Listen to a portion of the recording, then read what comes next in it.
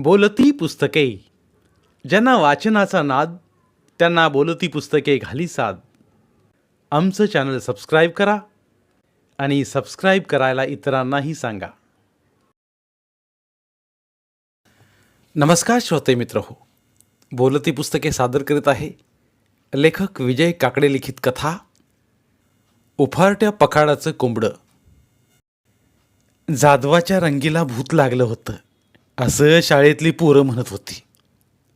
तसं त्यांचं बी काय चुकत नव्हतं म्हणा, कारण 8-10 दिवसापासून ती लई जेंजारली होती. आमुशीच्या दिवशी आई संग कपडे धुवायला ओढ्याला गेली होती. त्याच दिवशी तिला थंड वाजून आली. मग 2 दिवस भेपान लागलं आणि झोपेतच चावळायला लागली. त्यावर तिच्या आईनं तिच्यावरनं मीठ मिरची ओवाळून टाकली. रस्त्याच्या कडेला लिंबू ओवाळून टाकलं, तरी पण गुण आला नाही. पुढं 4-5 दिवस ती तापानं चांगलीच फणफणली. तेव्हा तिच्या आईनं तिला वाड्यातल्या बोळक्या देवरुसनीकडे नेलं. देवरुसनीनं रंगीला केसाला धरून जोर जोरानं हिंदाळलं, तरी पण रंगीच्या अंगातलं भूत काही पळालं नाही. उलट देवरुसनीलाच दरडावू लागलं. एकानं भूत साधं सुद्धा असतं तर बोळक्या देवरुसनीनं त्याला एका टोल्यात पळवलंही असतं. पण हे भूत काही साधं नव्हतं. ते होतं बोंबलडोहातलं. जिथली भूतं फार भयंकर असतात अशी जुनी माणसं नेहमी सांगायची. त्यामुळं तिकडं कोणी फिरकत नसे. परंतु रंगी जरा अतिधाडशीच मुलगी होती.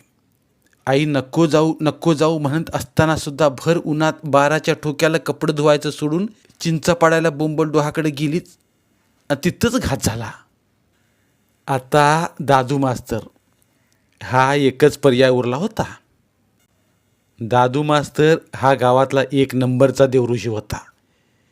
त्याच्या अंगात हाजी मलंगाचं वारं यायचं.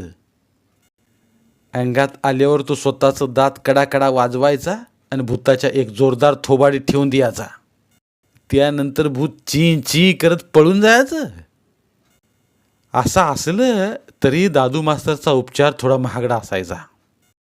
त्यामुळं लोक सहसा त्याच्याकडे जायचे नाहीत, किंवा अगदी शेवटचा पर्याय म्हणूनच दादू मास्तरची ख्याती होती. तसं दादू मास्तरच्या नावात मास्तर असलं तरी दादू मास्तर काही शाळा मास्तर नव्हता. त्याचं शिक्षण काय झालं किती झालं हे कोणालाच माहिती नसलं तरी तो मात्र आपल्या कामात अत्यंत हुशार होता. शिवाय खूप बोलकाही होता. कोणाचं लग्न जमवायचं काम असो, कुठला अडचणीतला व्यवहार असो, दादू मास्तर त्याचा तुकडा पाडण्यात पटाईत. खरं तर त्याच्या या विलक्षण गुणामुळेच लोकांनी त्याला मास्तर ही पदवी अक्षरशः बहाल केली होती.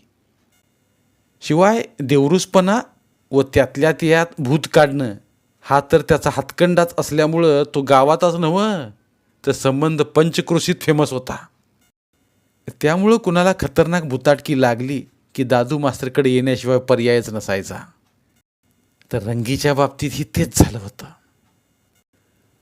रंगी ही एक गावातली तरणी-ताटी यौवनानं भरलेली नुकतीच वयात आलेली पोर होती. ती ढेमशा नाकाची असली तरी गोरी पान होती. अंगापिंडानं रसरशीत होती.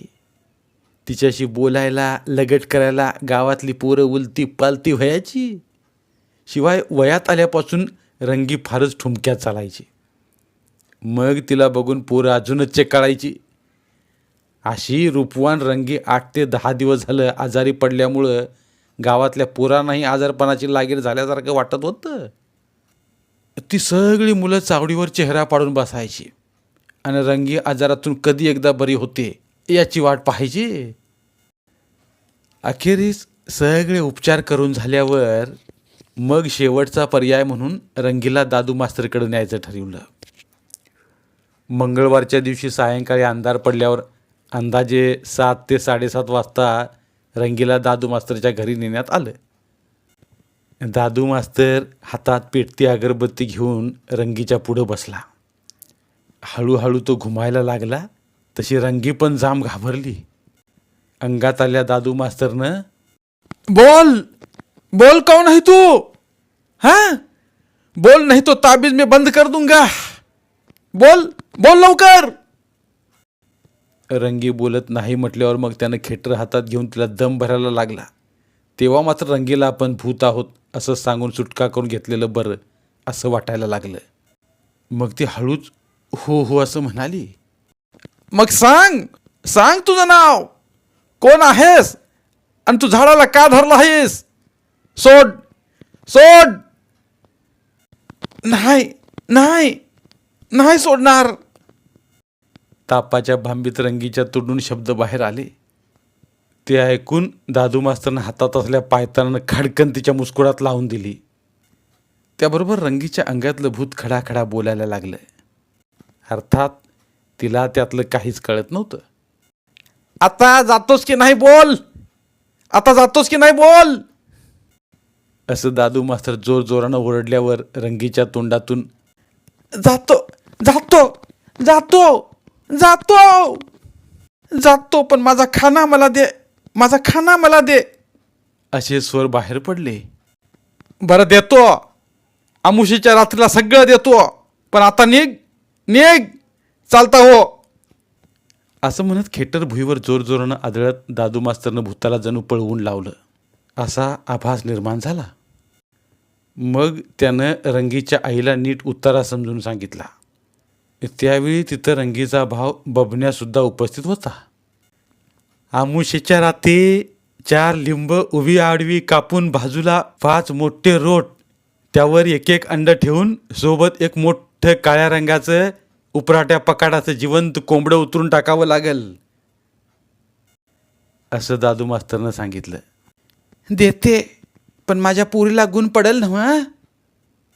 रंगीच्या आईनं धाडस करून विचारलं.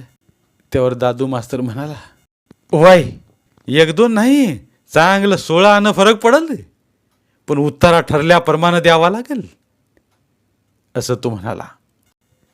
4 दिवसानंतर अमावस्या होती. बघता बघता अमावस्येचा दिवस आला आणि बबण्यानं घडलेली सगळी घटना चावडीवर आपल्या मित्रांना सांगितली. ती घटना ऐकून पक्याच्या मनात वेगळीच आयडिया आली. पक्या तसा बिलंदरच होता, ते सगळ्यांना माहीत होतं. त्याच्या डोक्यात ट्यूबलाईट पेटली. तो म्हणला, आपण पार्टी करायची. कसली पार्टी आहे? बबण्यानं विचारलं. येड्या, उतारा म्हणून तुझी आई उपराटा कोंबडा देईल, त्याचीच कंदुरी करायची. काय? पक्या आनंदानं म्हणाला. ते खरं, पण देवाचं काय? अरे देवाला कोंबडा व्हायचा नुसता आणि आपण लगेच धरायचा, आग्या म्हणाला. आणि लगेच खसकवायचा. मी कशाला आहे? मुन्या म्हणाला. त्याप्रमाणे बबन्या आणि कंपननं पार्टीचं झकास नियोजन केलं. प्रत्येकानं आपापल्या घरातून 2-2 भाकरी घेतल्या. त्यासाठी कुणी मसाला घेतला तर कुणी कांदं घेतलं. भांडी वगैरे लागणाऱ्या सगळ्या वस्तू गोळा केल्या. बबन्या आणि त्याची आई रंगीसह सगळ्या वस्तू घेऊन दादू मास्तरच्या घरी गेले. त्याला सगळ्या वस्तू दाखवल्या. त्यानं त्या एक एक करून चेक केल्या आणि मग उतारा घेऊन जाणाऱ्या बबण्याला काही मौलिक सूचना केल्या. घेऊन जाताना कुठंही थांबायचं नाही, एकदा पुढं चालू लागल्यावर मागं वळायचं नाही आणि रस्त्यात कोणाशी काही बोलायचं नाही. बबण्यानं मानेनं होकार दिला. तो लागलीच कोंबड्यासह सर्व उतारा हातात घेऊन बोंबलडोहाच्या दिशेनं वाट चालू लागला. रस्त्यानं जाताना गाव ओलांडल्यावर बबण्याला भीती वाटायला लागली.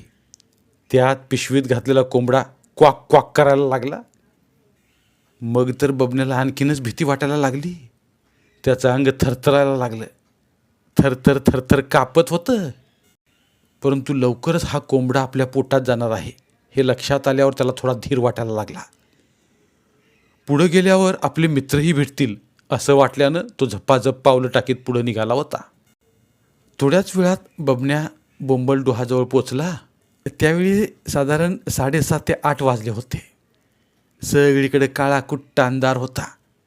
डोळ्यात वाट घातलं तरी दिसणार नाही इतका काळा कुट्टा अंधार पडला होता.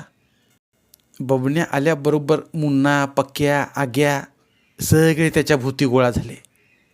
त्यांना तिथं बघून बबण्यालाही हायसं वाटलं. त्यानं सुरुवातीला अंडी आणि सुकं रोट खाली ठेवलं.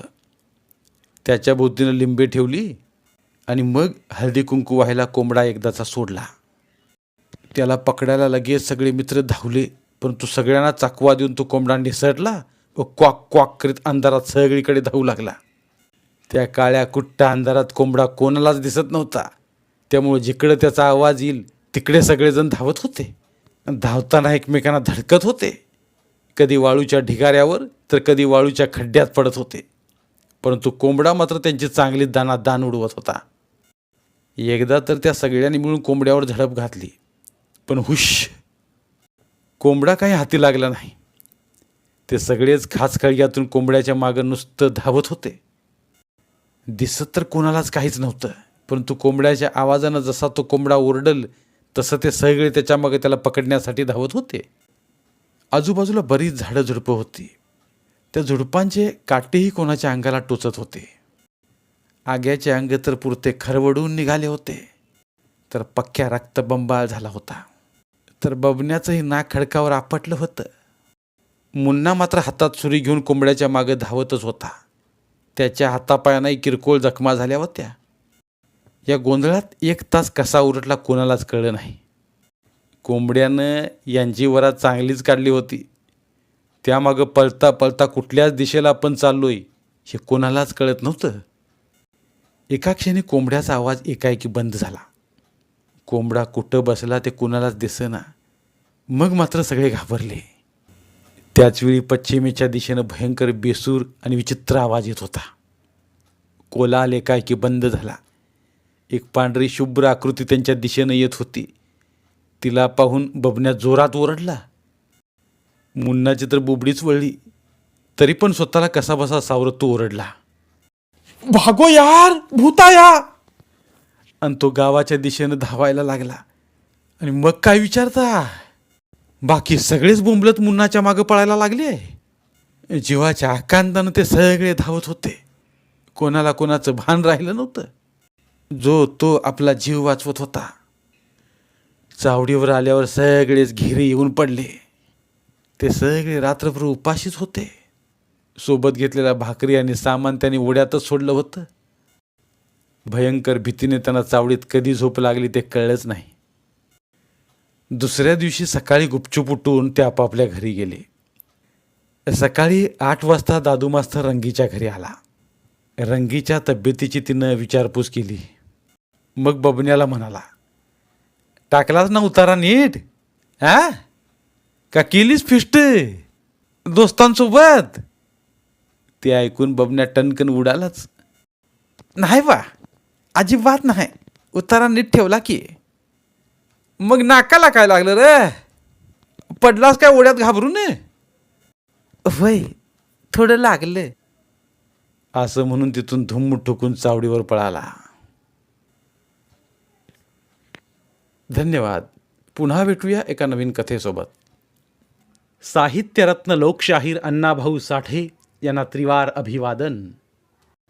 लोकशाहिरांचं साहित्य अभिवाचन स्वरूपात लोकांपर्यंत पोहोचवणं हा आमचा संकल्प आहे. चला तर मग साहित्याचा हा खजिना सर्व मराठी जनांपर्यंत पोहोचवूया. जास्तीत जास्त शेअर करूया. पुन्हा एकदा धन्यवाद.